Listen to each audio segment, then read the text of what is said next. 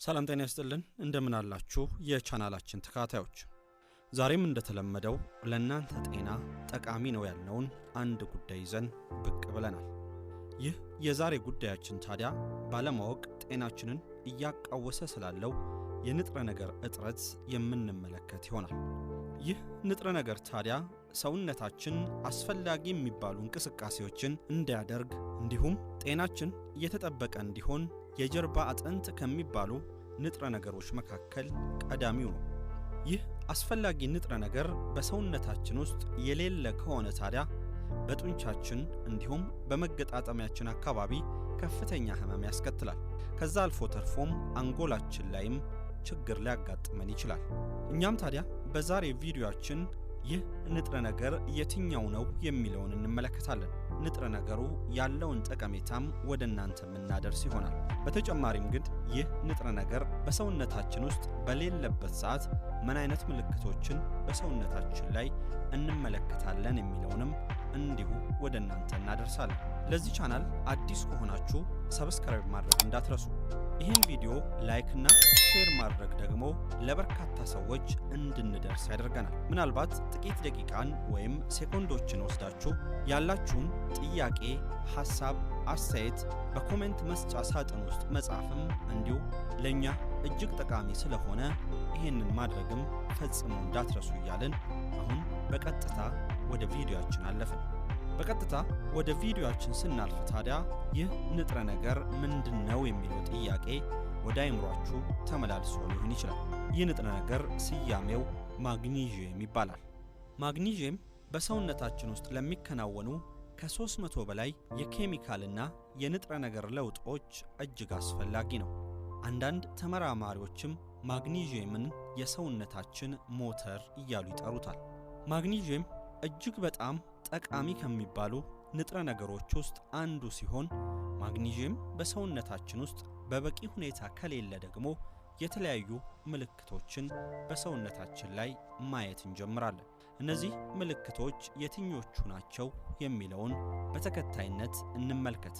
የመጀመሪያው በተደጋጋሚ ለቫይታሚን ዲ እጥረት መጋለጥ ነው።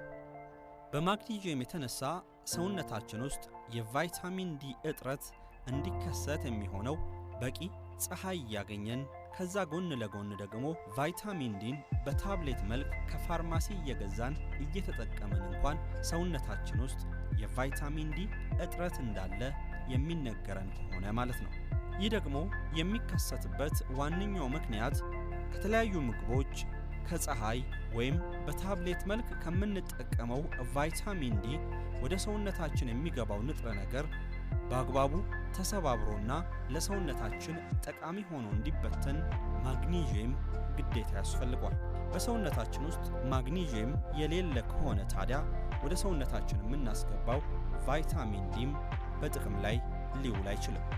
በማግኒዥየም እጥረት ምክንያት ሰውነታችን የቫይታሚን ዲን እየተጠቀመ አለመሆኑን በምን መልኩ ማወቅ እንችላለን ካላችሁ ደግሞ የመጀመሪያው በሰውነታችን ላይ የሚከሰት ድካም ነው። በቂ እንቅልፍ እያገኘን ብዙ እንቅስቃሴን ሳናደርግም ከፍተኛ የሆነ ድካም የሚሰማን ከሆነ የቫይታሚን ዲ እጥረት በሰውነታችን ውስጥ አለ ማለት ነው። ከዛ ጎን ለጎን ግን እንደ ጉንፋን ባሉ ህመሞች በቀላሉ መያዝ እንዲሁም ተደጋጋሚ ራስ ምታትም የቫይታሚን ዲ እጥረት በሰውነታችን ውስጥ እንዳለ ሊያሳዩን ይችላሉ። ነገር ግን የቫይታሚን ዲ እጥረት በሰውነታችን ውስጥ ኖሮ ቫይታሚን ዲን በሚፈለገው ደረጃ ብንወስድም ሰውነታችን ውስጥ ማግኒዥየም ከሌለ ግን ቫይታሚን ዲው ወደ ሰውነታችን ገብቶ አስፈላጊ የሚባለውን ጥቅም ሊሰጠን አይችልም። የማግኒዥየም እጥረት በሰውነታችን ውስጥ ካለ ሌላኛው የምንመለከተው ምልክት ከፍተኛ የሆነ የደም ግፊትን ነው። የደም ግፊት በተለያዩ ምክንያቶች ይከሰታል። ከነዛ ውስጥ አንዱ ደግሞ የማግኒዥየም እጥረት ሊሆን ይችላል። ማግኒዥየም በሰውነታችን ውስጥ ከቫይታሚን K12 ጋር በመተባበር በደም ስራችን እንዲሁም በመገጣጠሚያችን አካባቢ የደም ዝውውር የተቀላጠፈ እንዲሆን እንዲሁም ከፍተኛ የሆነ የካልሲየም ክምችት እንዳይኖር ያደርጋል። ካልሲየም በደም ስራችን አካባቢ በከፍተኛ ሁኔታ ተከማቸ ማለት ደግሞ ደም በሚፈለገው ደረጃ በሰውነታችን ውስጥ እንቅስቃሴን ማድረግ አይችልም። ያ ደግሞ በቀጥታ የደም ግፊት በሰውነታችን ውስጥ እንዲከሰት ያደርጋል። ለዚህም ሲባል ታዲያ ከፍተኛ የሆነ የደም ግፊት ችግር ካለብን የማግኒዥየም አጠቃቀማችንን ማስተካከል ይኖርብናል። ማግኒዥየም የሚያስገኙ የተለያዩ ምግቦችንም መመገብ ይኖርብናል ማለት ነው። ሌላኛውና ሶስተኛው በሰውነታችን ውስጥ የማግኒዥየም እጥረት እንዳለ የሚያሳየን ምልክት ተደጋጋሚ የራስ ህመም ነው። በመግቢያችን ላይ እንዳነሳነው ማግኒዥየምን አለማግኘት በአንጎላችን ወይም በአእምሯችን ላይም ተጽዕኖ አለው። ይህ ተጽዕኖ ታዲያ አእምሯችን በቂ ረፍት እንዳያገኝ ያደርጋል። ከዛ ጎን ለጎንም ደግሞ የራስ ምታት በተደጋጋሚ እንዲያጠቃን የማድረግ አቅም አለው። ከራስ ምታት ጎን ለጎን ግን በቂ እንቅልፍን አለማግኘት ወይም የእንቅልፍ እጦትም የማግኒዥየም እጥረት ምልክት ሊሆን ይችላል። በእጃችንና በእግራችን አካባቢ የመደንዘዝና ያለመታዘዝ ምልክትን የምናይ ከሆነ በሰውነታችን ውስጥ ያለው የማግኒዥየም መጠን ቀንሶ ሊሆን ስለሚችል መመርመር ይኖርብናል።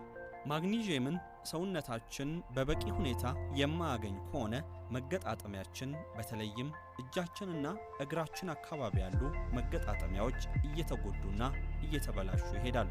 ይህ ደግሞ እጃችንና እግራችን በአግባቡ እንዳይታዘዙ ያደርጋል። ከዛ ጎን ለጎን ግን የመደንዘዝ ስሜትም እንዲሰማን የማድረግ እድል አለው። የጡንቻ መሸማቀቅም ሌላኛው የማግኒዥየም እጥረት ምልክት ነው። በተለይም ደግሞ እንቅልፍ ከመተኛታችን በፊት፣ እንቅልፍ ከተኛን በኋላም ማታ ላይ በተደጋጋሚ የጡንቻ ህመም፣ የጡንቻ መሸማቀቅ የሚሰማን ከሆነ የማግኒዥየም አጠቃቀማችንን ማጤን አለብን። መጀመሪያ ላይ እንደተመለከትነው ማግኒዥየም በሰውነታችን ውስጥ ካልሲየም በከፍተኛ ሁኔታ እንዳይጠራቀም ያደርጋል። ያ ማለት ደግሞ ካልሲየም በሰውነታችን ውስጥ በከፍተኛ ሁኔታ የሚጠራቀም ከሆነ የጡንቻ መሸማቀቅና ህመም እንዲከሰት ያደርጋል። ለዛም ሲባል ታዲያ ማግኒዥየምን በየቀኑ በመውሰድ በሰውነታችን ውስጥ የተከማቸውን የካልሲየም መጠን መቀነስ አለብን። የሰውነት ድካምና መዛልም ሌላኛው የማግኒዥየም እጥረት በሰውነታችን ውስጥ እንዳለ የሚያሳየን ምልክት ነው። በማግኒዥየም እጥረት የሚመጣ ድካም ወይም መዛል ከሌሎቹ የድካምና የመዛል አይነቶች የሚለየው በተወሰነ የሰውነታችን ክፍል ላይ ብቻ አይከሰትም። ከዛ ይልቅ መላው ሰውነታችን ከጭንቅላታችን ጀምሮ እስከ እግራችን ድረስ ድካምና የመዛል ስሜትን ያሳየናል። ለዚህ ደግሞ ምክንያቱ ሰውነታችን ኃይልን ለማምረትና ነቃ ብሎ ለመገኘት የሚያስፈልገውን ንጥረ ነገር ለማምረት የማግኒዥየም ድጋፍን በከፍተኛ ሁኔታ ይፈልጋል። ታዲያ ማግኒዥየም በሰውነታችን ውስጥ በበቂ ሁኔታ የለም ማለት ሰውነታችን በሚፈለገው ደረጃ ኃይልን ወይም ጉልበትን መፍጠር አይችልም ማለት ነው።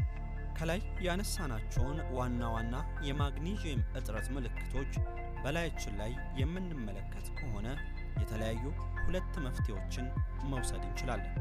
የመጀመሪያው በምግብ መልክ ማግኒዥየምን ወደ ሰውነታችን ማስገባት መቻል ነው።